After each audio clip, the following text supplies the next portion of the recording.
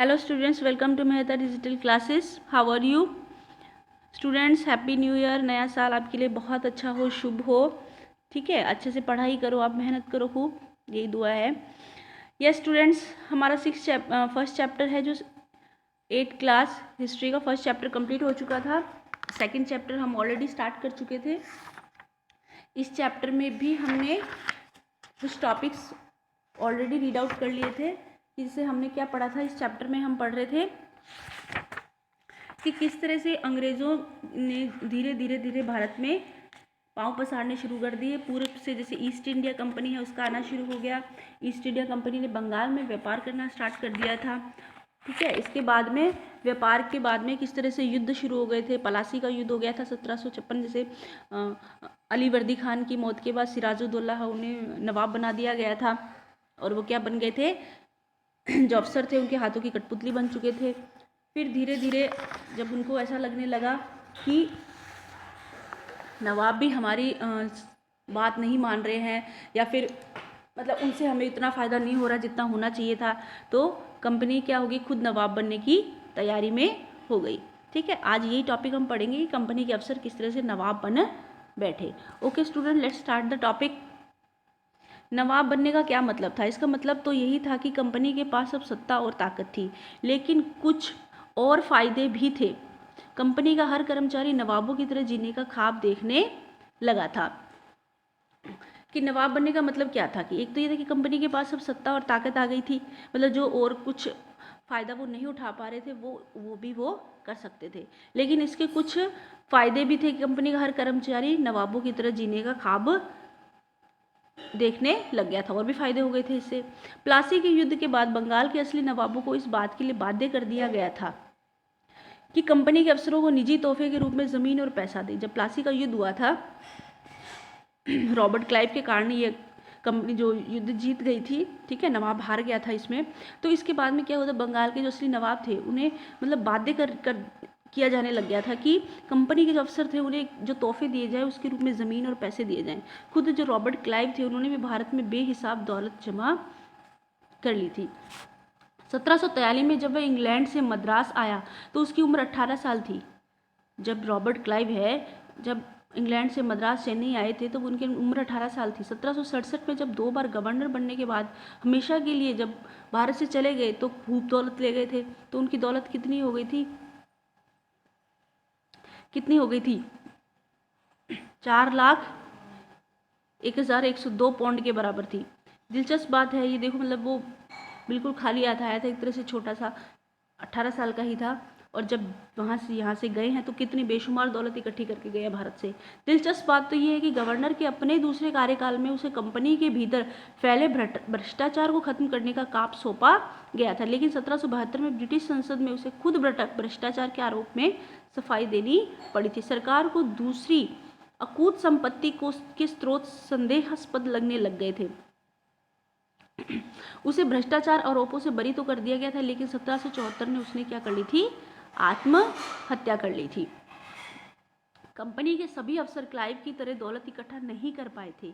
बहुत सारी बीमारियों और लड़ाई के कारण कम उम्र में ही मौत का निवाला बन गए। इसके अलावा उन सभी भ्रष्ट और बेईमान मानना सबको सही नहीं, उनमें से बहुत सारे अफसर साधारण परिवारों से भी आए थे।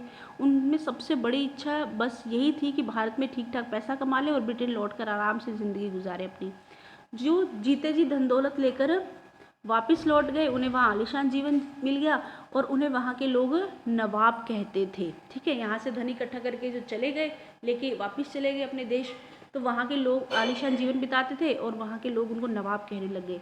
भारतीय शब्द नवाब का ही अंग्रेजी संस्करण भी बन गया था। यहाँ जो नवाब जिन्हें कहा जाता था, ठीक है, वहाँ पे भी नवाब शब्द का यूज़ होने लग गया था। उन्हें लोग अक्सर नए अमीर और सामाजिक हैसियत में रातों रात ऊपर आने वाले लोगों के रूप में देखते थे। क्यों नहीं देखेंगे, भारत से खूब अपार दौलत इकट्ठी करके ले गए थे। नाटकों और कार्टूनों में भी उनका मजाक उड़ाया जाता था। कंपनी का फैलता शासन, यदि हम 1757 से 1857 के बीच ईस्ट इंडिया कंपनी के द्वारा भारत राज्यों पर कब्जे की प्रक्रिया को देखें तो कुछ महत्वपूर्ण बातें हमारे सामने आती हैं। क्या बातें आती हैं? किसी अनजान इलाके में कंपनी ने सीधे सैनिक हमला नहीं किया था, प्राय उसने किसी भी भारतीय रियासत का अधिग्रहण करने के लिए से पहले विभिन्न राजनीतिक, आर्थिक, कूटनीतिक साधनों का इस्तेमाल किया। मतलब कंपनी ने सीधे सीधे कोई ये नहीं कि हमला बोल दिया किसी भी ज़मीन पर, किसी भी जगह पे आके, नहीं। सबसे पहले इन्होंने क्या किया था, अंग्रेजों ने वैसे भी यही किया था, फूट डालो राज करो वाला। इन लोगों ने क्या किया था, इस्तेमाल किया था भारतीयों के जैसे और उसके अलावा राजनीतिक, आर्थिक और इन कूटनीति जो साधनों का इस्तेमाल करके धीरे धीरे धीरे धीरे यहाँ पे हक जमाना शुरू किया था, पांव फैलाना शुरू किया था। बक्सर की लड़ाई के बाद में 1764 में जो बक्सर की लड़ाई होती है उसके बाद में कंपनी ने भारतीय रियासतों में रेजिडेंट तैनात कर दिए थे। ये कंपनी के राजनीतिक और व्यावसायिक प्रतिनिधि होते थे। रेजिडेंट जो तैनात कर दिए थे भारतीय रियासतों में कंपनी ने, क्या होते थे, ये राजनीतिक और व्यावसायिक प्रतिनिधि होते थे। उनका काम कंपनी के हितों की रक्षा करना और उन्हें आगे बढ़ाना होता था। रेजिडेंट के माध्यम से कंपनी के अधिकार भारतीय राज्यों के भीतरी मामलों में दखल देने लग गए थे। अगला राजा कौन होगा, किस पद पर किसे बिठाया जाएगा, इस तरह की चीज़ें भी कंपनी के अफसर ही तय करने लग गए थे। मतलब चाहते थे, वो करने लग गए थे, वो ऐसा चाहते थे कि हम ये तय करें कि कौन आगे राजा या किस पद पे कौन बैठेगा।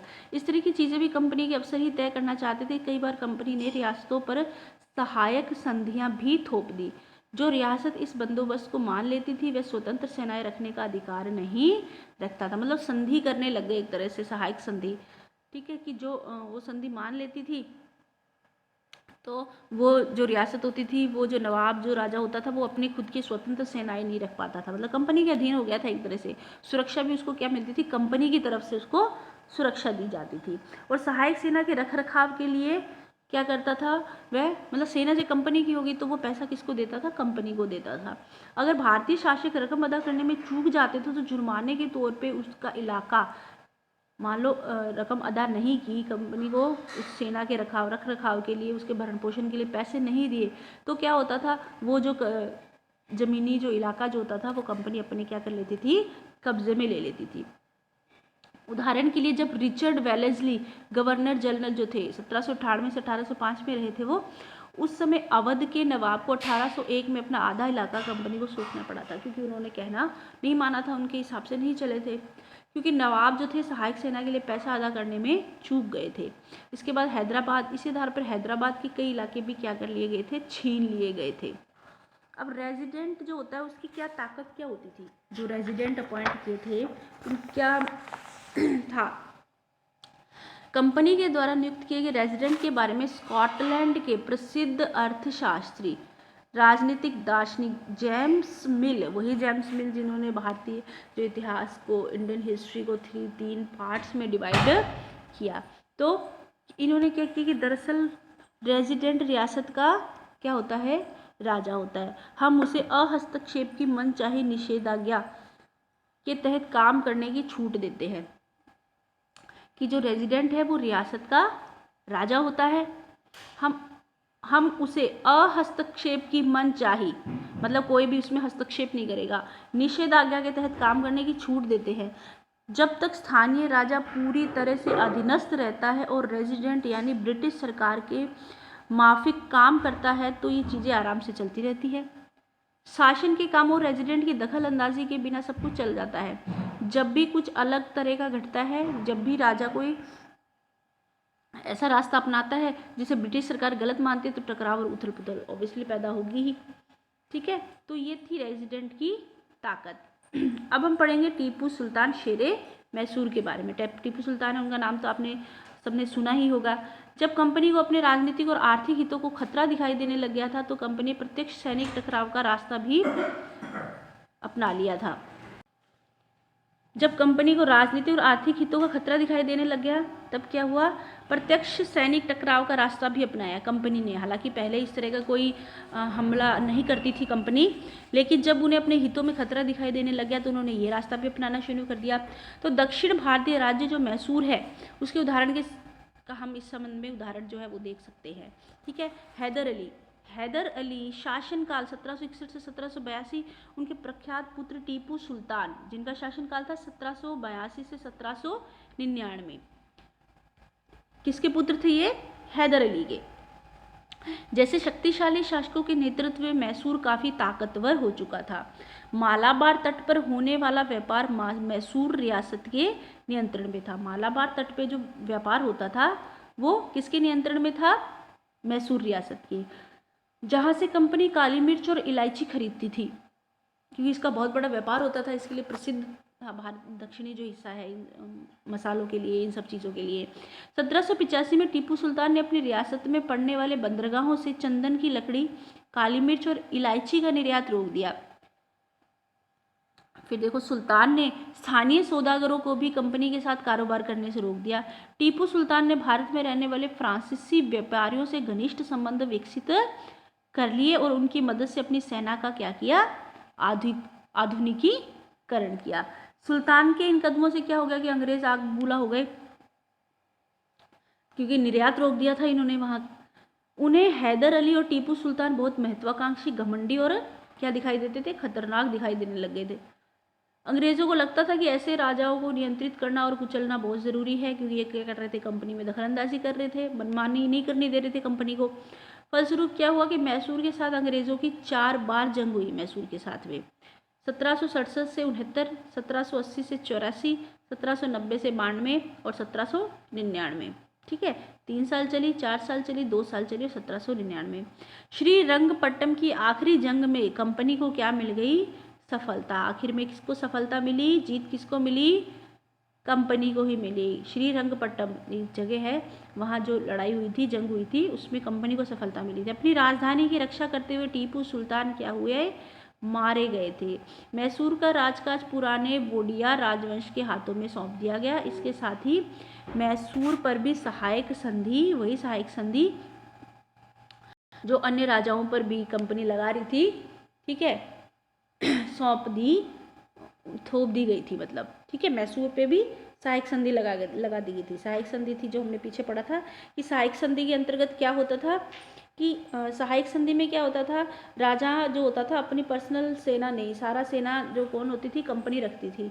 और कंपनी राजा को क्या होता था? कंपनी को पैसे देने पड़ते थे सेना के भरण पोषण के लिए। ठीक है बच्चों, तो ये हमारा इतना पार्ट हमने कंप्लीट कर लिया है आज।